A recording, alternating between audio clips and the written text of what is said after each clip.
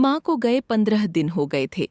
2 दिन पहले 13वीं का पूजा पाठ सब संपन्न हो गया था। राजीव इकलौता ही है। सभी नाते रिश्तेदार तो वापस जा ही चुके थे।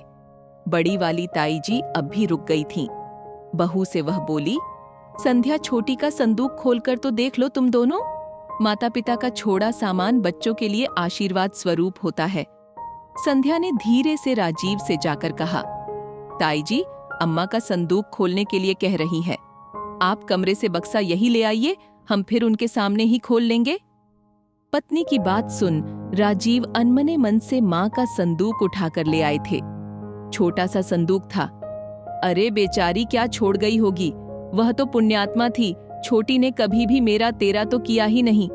बरसों तो हम साथ रही, न कभी कोई मन मुटाव, न ही अपना पराया करना। अपनी चीज झट से उठाकर सबको दे दिया करती। देवर जी के जाने के बाद तो वह सन्यास काट रही थी मानो।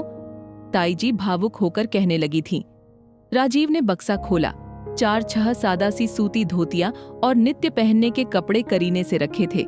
बक्से में कपड़ों के नीचे भगवान जी के 2-3 चित्र, एक प्रतिमा ने राजीव के पिताजी का चित्र था। बचपन में नन्हे राजीव के हाथों में पहनाए गए नजरिया के 2 छोटे कंगन। जन्म के बाद सबसे पहले जो झबला राजीव को पहनाया गया था, वह भी माँ ने संजो कर रखा था। बस यही कुल संपत्ति।